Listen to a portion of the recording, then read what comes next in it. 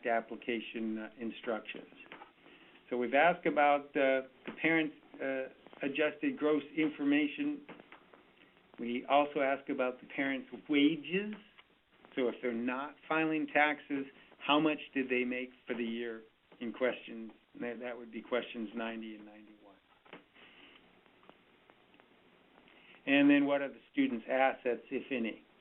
So what's the definition of an asset? Well, there's very brief explanation, questions 92 through 94, but you can, again, go to caldreamact.org and print out the more in-depth instructions for all of these questions. If the student happens to be independent, we will want to know how many are in their household and whether they, as a student, have received any of the supplemental programs that are listed in questions 99 through 103. Again, we're asking these questions of the parents and of the students. And then the purpose of this application is to make sure that campuses receive this information. So using the college selection little engine there, they can enter the name of the campus or the school code. The school code that's used is the same one that's used for the FAFSA. And so you can actually go to FAFSA.gov, and right on the front page there is a list of the federal school codes. So if you were putting on a workshop or if students had questions, they could just use that list to enter, for this application, California colleges or universities. But that would make sure that we would know which campus they were attending and could send that information on. Okay, we have now reached, Despina said, and she was pointing to, we need to know what their housing status will be for that particular campus. So this student selected UC Davis and UCLA. Are they going to be on campus, off campus, or living with parents? So they select that, and then we'll send that information to those campuses.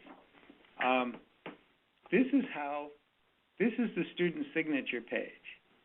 This is how they sign the application. There's a little baby tiny box. Do you see it? There it is. Hi. This baby box is to be checked by the student, and that's their signature. And then on the actual application as it reads now, there's more information under read before proceeding. It basically says, hey, this is accurate information, and I understand there might be penalties if I provide false information. So they check the little box, and they go down, and if they were ready to submit the application, they'd hit submit. If they were only partway done with the application, they'd hit the save button, and that restarts that counter so that they can continue on the application. Okay?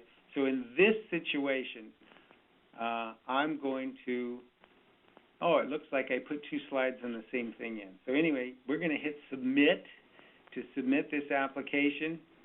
That's the signature button. Okay. Now, in this instance, although we were trying to be diligent, the student missed a question. If you hit submit and there's some missing information, these red boxes will pop up. And what we need to know in this instance, although it could be any of the required fields, is, what degree are they going to be working on? And we need to know that, and the campuses need to know that. So the red boxes will come up if they hit submit and there's some missing information. They might not see any red boxes, but in this instance they missed something, so it reminds them that they need to complete that. So click again. Let's assume that the student did hit submit, has corrected all of their errors, and now they have a complete application. They will get one of those green OK buttons that says, hey, you have successfully submitted your application. When you hit that green button, they will see their confirmation page. Now, this confirmation page is going to have comment codes and comment text on it. So in this case, if you got good eyes, you can see that we got comment code 147 and 108. Comment code 1 is on everyone, and it just says, hey, you've completed the application and read what's down below. 47 says, well, we did find some issues, and then under 47 will be what the issues are. So if a student has signed this and they're a dependent student, they're always going to see comment code number 108. It just says, we need a parent signature, okay? If the student has been on their signature page in that little baby box and they hit submit without checking it, it's going to say, hey, dude, or dudette, you have to sign the application, and it will direct them to check the box, okay? It's not really, where's my signature? I've got my pen ready. No, you've signed into the application. We know it's the student, so they just are confirming that the information is accurate. Okay, so we're now at the point where a dependent student needs to sign the application, okay? When they get their final confirmation page, not this one yet, because the parent hasn't signed, there will be an expected family contribution on the final one, and I'm going to get to that pretty soon here. The only answer, and I'm reading the questions that have come in, so thank you very much. On that citizenship question for Dreamers, they should say they are not a citizen or eligible non-citizen, the third choice. It just says, I can't, that's basically saying, although it doesn't say it, I can't file the FAFSA. I am filling out the DREAM Act application because I don't meet those requirements. So that's what they should do. So to sign the application on this page, you go up to that parent signature button, the red one, and click on that. Oh, and first the little arrows come in on this, and then you click the parent information. So what we're looking for here is the student's parent has to retrieve their PIN code. We do this because, remember, the parent might not be sitting next to the student. They might be someplace else. So the first thing they do is fill out all this information here, whether or not they're the father or the mother or stepfather or stepmother. Only one parent signs this application. They are going to retrieve the parent PIN. That's the third box down. They're going to, of course, choose the correct year application. This is the parent completing this, and they'll enter all the student's information. Hopefully they know all that information. And when they've completed all of this, including the Retrieve Parent PIN button, they click the Continue button. And what happens, really, is just one little more block of text comes up that asks specifically, what's the last name of the father, in this case, because remember they were single and only the father's information was submitted. What is the father's name? What is the father's date of birth? And from the application, what were the wages that the student entered for the father? Now, the reason that we selected this is because so it forces communication between the student and the parent. The student says, yes, I entered the wages that you provided me, and they enter that number in there. So while they're completing the application, they should remember what the entries that they put on the application, but in particular the father's or the mother's wages, depending on how they completed the application. So we got a question here, are universities going to honor priority dates? And I think what the person is talking about is the priority application filing deadlines, which at the public colleges are also March 2nd, and the answer is yes.